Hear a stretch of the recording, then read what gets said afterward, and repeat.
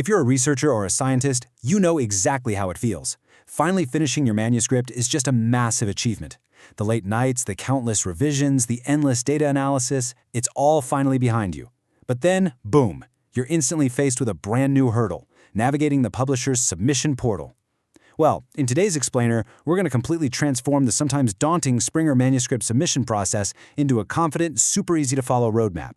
By looking directly at the steps required in the Springer Editorial Manager, we'll take the stress entirely out of the equation so you can get back to focusing on what really matters, sharing your hard work with the scientific community. Okay, let's dive into this. We've got a 5-phase map that's going to guide you safely through the entire workflow without getting lost. We're looking at 1. Preparation and login, 2. Uploading your manuscript files, 3. Reviewers and cover letter, 4. Finalizing manuscript details, and finally 5. Approval and final submission. Phase 1. Preparation and login. We're starting our journey right at the front door. Getting completely organized at this very first step sets you up for absolute success for the rest of the submission. To kick things off, you'll want to open your specific journal's website. Let's say, for instance, we're looking at a Springer journal like Biodesign and Manufacturing. Once you land on their homepage, just look for the Submit Manuscript button. Clicking that takes you straight to the Editorial Manager page. From there, you simply log in with your author credentials. Once you're inside, you select Submit New Manuscript, choose your specific article type right from the drop-down menu, and hit Proceed. It's a very linear, logical start to get you properly logged into the system. But wait, before you even click that first button, you've got to be prepared. You absolutely must have your essential documents ready to go. This primarily includes your main manuscript, obviously, but it's highly recommended you also have your figures and table files separated and ready if you have them. The crucial point to remember here is to always check the submission guidelines of your respective journal beforehand. You want to make sure you have exactly what they're looking for queued up on your computer, no scrambling at the last minute.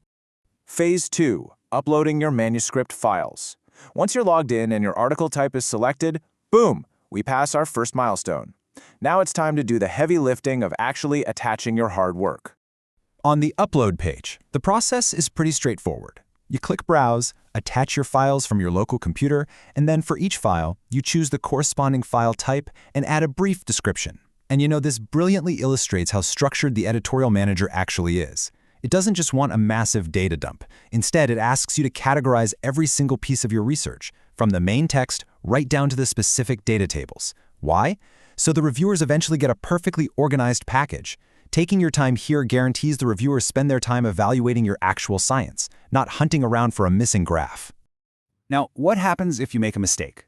Actually, scratch that. It happens to all of us. Say your finger slips and you upload an older draft. Don't panic. The system has a brilliant built-in fail-safe. If you accidentally attach the wrong file, simply select that file in the list, hit the Remove button, and re-upload the correct one. It's instantly gone. Fixing an accidental upload is quite literally just a click away, which should significantly lower your blood pressure during this stage. You have total control over what stays and what goes. All right, so your files are safely uploaded, properly categorized, and just sitting in the system. But the system is just a machine, which brings up a really important question. Files uploaded, who reviews it next? The entire point of peer review is human evaluation, right? So let's shift gears and find out. Phase 3. Reviewers and cover letter.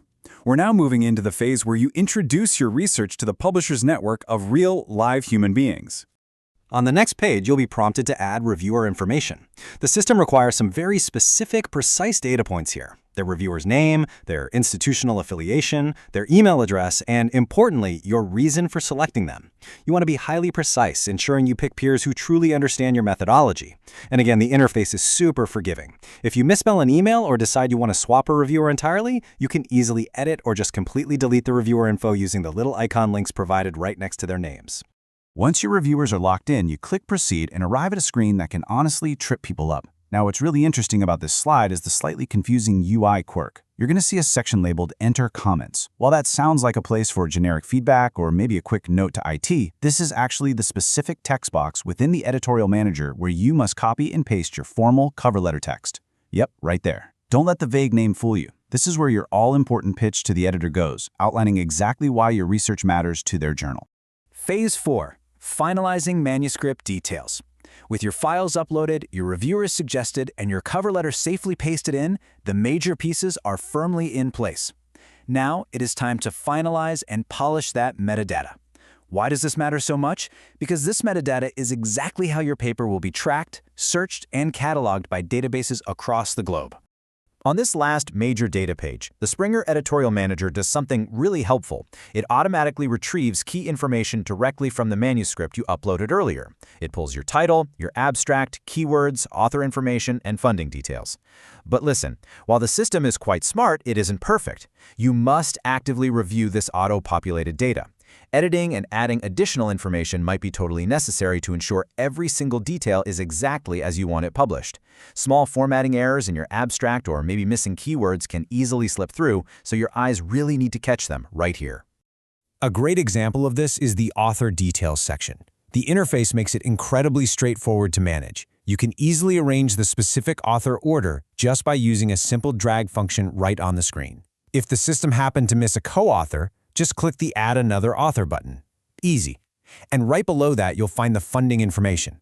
If you have funding to declare, add it here. Otherwise, the system requires you to actively select Not Applicable if funding info is absent. It's all about precision before we move to the final step. Which brings us to Phase 5, Approval and Final Submission. We have reached the moment of truth. This is the final polish and approval before sending your years of research out into the wider world. Once all your metadata is completely confirmed, you're going to click a button labeled Build PDF for approval. So the crucial point is understanding what this button actually does. It doesn't immediately send your paper to the editor, not yet. Instead, it initiates a brief processing period. The system takes all your individual files, your cover letter and your metadata, and compiles the whole shebang into one beautiful, unified PDF document. Once that processing is completely done, new action links will activate on your screen, giving you the power to view, edit, approve, or remove your final submission. To officially cross the finish line, you're going to execute these final 3 clicks. First, click the View Submission link. This will download the newly compiled manuscript draft straight to your computer. Once you've opened it up and reviewed it, you return to the portal and hit the final Approve Submission link. This is it. It is the absolute climax of all your hard work. But let's pause for just a second right between Step 2 and Step 3, because our source material leaves us with this absolute must-follow piece of advice. Double-check all of the details in the manuscript draft PDF. This is your ultimate verification. Are the images perfectly clear? Is the author order exactly right? Did the abstract format correctly? By thoroughly reviewing that built PDF, you ensure that the very first impression you make on the journal's editorial team is absolutely flawless. Take a breath, verify the draft, and hit approve. Because at the end of the day, the real question isn't just about how to submit your manuscript, it's about what massive breakthrough your research will bring to the scientific community once you finally do.